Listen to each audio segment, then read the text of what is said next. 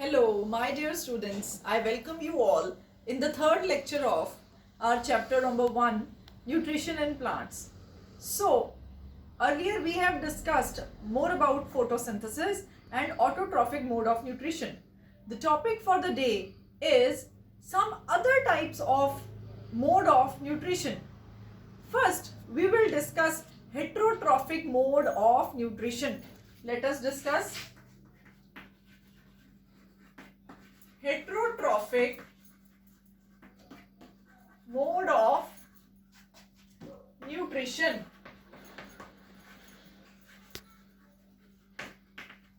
But we all know in most of the cases that plants do autotrophic mode of nutrition. All the plants have green colored leaves with them and they prepare food for themselves with the help of photosynthesis process. But exceptions are always there. In some plants, some plants do not follow autotrophic mode of nutrition. No doubt they are plants, they are having green colored pigment also, whatsoever they need, they all are having all the things, but they do not prepare their food. So, they depend on other plants for their food requirements. They follow this heterotrophic mode of nutrition. Example for that heterotrophic mode of nutrition followed by plants is Cuscuta plant. Cuscuta plant. The Hindi name of Cuscuta plant is Amarvel. You must have heard about this Amarvel, or you may ask your elders at your home that what is Amarvel. They might be knowing you and will be guiding you about this. This is a bale. This is a climber. What it does, it turns around. It's a yellow colored wire-like structure which climbs on the main tree. It turns around, twinning around the main tree and the branches of the tree. It gets attached itself to the main tree and gets all the nutrients from the main tree. With this, the tree gets deprived of its nutrients. The main tree on which this bale, on which this Cuscuta plant gets climbed over it, it does not get the whole nutrients, and the main nutrients of that tree are engulfed by this Cuscuta plant. So in this case, in this relationship of Cuscuta plant and the main plant, it is a parasitic relationship, right? So the main tree on which this Cuscuta plant climbs is known as host, main tree, and Cuscuta plant is acting like a parasite. Cuscuta is acting like a parasite. But this type of relation is also known as parasitic mode of nutrition or parasitic relation. What is parasite actually is? Parasitic relation is in which two organisms live together, but one is harmed and other is benefited. In this type of relationship, two different types of organisms live together in which one organism is benefited and other organism is harmed. In this type, parasite, in this relationship, Cuscuta is benefited, but the main tree or the main plant is harmed. It gets deprived of its nutrients. Now you can recall many parasitic animals also. For example, lice, जिसको हम जों बोलते हैं. Lice on your head. It is a parasitic relationship. It sucks your blood. You are harmed, but the lice is in benefit. It gets all the nutrients. Another example, ticks on the body of buffalo. Buffalo gets irritated. Buffalo is acting a host.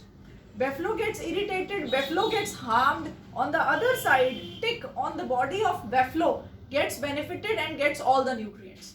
So this was a parasitic mode of nutrition. It's another type of heterotrophic mode of nutrition.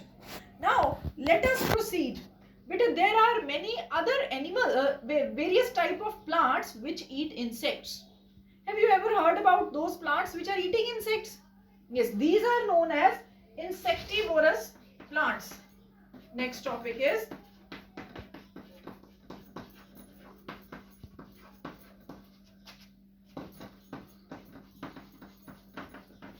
insectivorous plants. Insectivorous plants are those plants which eat insects. Doesn't it look surprising that plants eating insects or plant eating animals? Yes, it is. There are many kind of plants which take insects inside and get the nutrients from them. Example is, let us discuss the example. It is pitcher plant. Pitcher plant is the example of insectivorous plant. What happens in this type of plant? They have green colored leaves, they perform photosynthesis, they have chlorophyll in it, but in spite of it, they need some more nutrients. That's why they take insects also. What happens in this pitcher plant? What is pitcher? Pitcher is the jug-like structure. Pitcher is the name of a structure which is having shape like a jug. So what happens in insectivorous plant, pitcher plant? The leaf of the plant modifies itself into a pitcher shape. जो पत्ता है plant का, that turns itself into a pitcher shape, and the apex of that leaf, जो उसका tip है leaf की, that becomes lid of that pitcher. मतलब जो पत्ता है वो एक jug like structure बन जाता है और जो पत्ते की tip है वो उसका ढक्कन बन जाती है, right?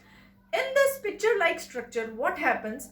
There are some various chemicals secreted by the pitcher so that insects get attracted into that pitcher. One insect get attracted towards this pitcher. It sits over the pitcher and it gets entrapped in the pitcher. Inside the pitcher, there are various hair-like structures. There are mesh of hairs present inside the pitcher. Now the insect gets entrapped in the pitcher with the hairs inside it, and immediately when the insect enter inside the pitcher, the lid closes. The lid closes, the insect is completely entrapped inside the pitcher. Now what happens? When the insect gets entrapped in the pitcher, it is digested by the plant. How? Various chemicals, various hormones are secreted by the plant in the pitcher, and all the nutrients which insect has inside its body are taken by the plant. The plant takes all the nutrients, all the useful things in the insect into it, and the insect dies. This is how insectivorous plant, pitcher plant, works. I repeat, pitcher is a jug-like structure. In this, it is not that this plant does not have chlorophyll and it does not perform photosynthesis. Yes, it performs photosynthesis, but it is deprived of certain nutrients. Certain nutrients this plant needs, but it does not get from the soil. To accomplish the requirement of those nutrients, these plants eat insects. Right? I again repeat how these plants work. The leaf of that plant changes into pitcher shape and the tip of that leaf becomes the lid. Insect enters into the pitcher, gets entrapped in the hair-like structure present inside the pitcher. The lid closes. Inside the pitcher, various chemicals are secreted through which the insect dies, and all the nutrients present in the insect's body are used by the plant. So this is how insectivorous plants work. More examples of insectivorous plants are Venus flytrap,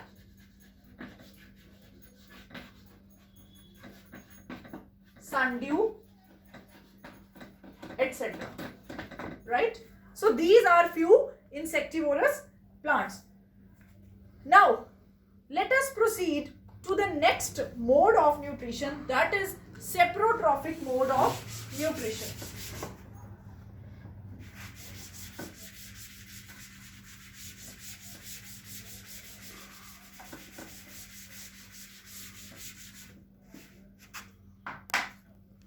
Now I am going to start with the saprotrophic mode of nutrition, or known as saprotrophs. Those organisms which feed on dead and decaying matter for their food requirements are called saprotrophs, and the mode of nutrition followed by these organisms is known as saprotrophic mode of nutrition. Means nutrition from dead and decaying organisms. Example of this is mushroom.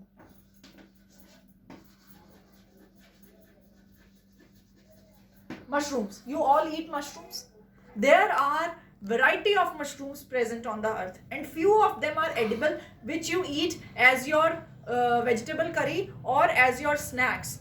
Mushroom, it is a type of organism, right? It is edible fungus. It is a type of organism which feed on dead and decaying matter. In the rainy season, you might have seen that there are various umbrella-like structures or balloon-like structures formed on the old articles, like wooden articles which are not being cleaned for many days. Such growth came out during the rainy season. Actually, mushrooms and such growths all are saprotrophic in nature. They are fungus. They feed on dead and decaying matter and grow whenever they get exact amount of heat and moisture, right?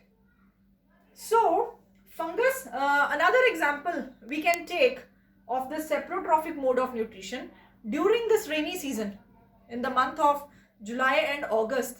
If you take a piece of bread, moist it with 2-3 drops of water and keep it aside for 2-3 days, what you will observe after 2-3 days, you will see fungus growth on it.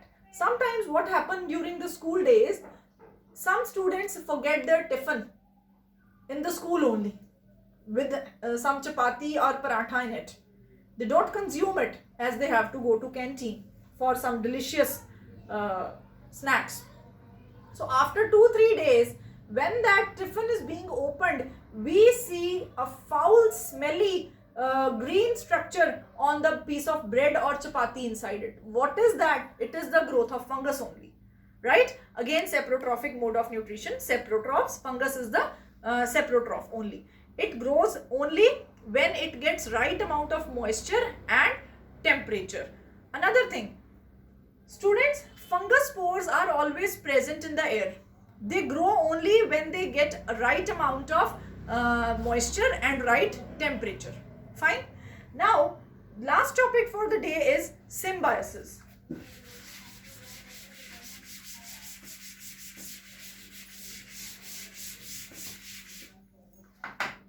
Next topic is symbiosis or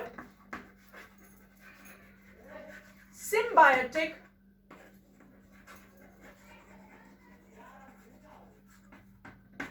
relationship. It is a type of relationship in which two organisms live together and both the organisms benefit each other. No one is harmed in this type of nutrition or in this type of relationship. Both the organisms live together and they benefit each other, right? Example of this is fungi living in the roots of plants. Example 1 is fungi in roots of plants. What happens? Fungi needs shelter and food that is being prepared by the plant. Fungi uses the nutrient and the space given by the plant, and in return fungus or fungi gives nutrients to the plant which are needed by the plant. Fungi gives nutrients to the plant through the soil and plant gives shelter and food to the fungi. So in this case, both the organisms are benefited, no one is harmed. This is a symbiotic relationship. Another example of symbiotic relationship is lichens. It is a combination of fungi and algae. Fungi and algae live together, and together they are known as lichens. What happens? Fungus provides shelter, water and minerals to the algae, and in return algae prepares food for both. Are you getting? Fungi cannot prepare its food on its own. It depends on someone. So it is providing nutrients, shelter to the algae, and algae, you all know, it's a green color. It's of green color having chlorophyll in it. Algae prepares food by the help of photosynthesis for itself and for fungus. So this is another example of symbiotic relationship. This is all for the lecture, today's lecture. I hope it is all clear to you. For any doubts or any queries, you can contact me through WhatsApp. Thank you so much. Have a good day.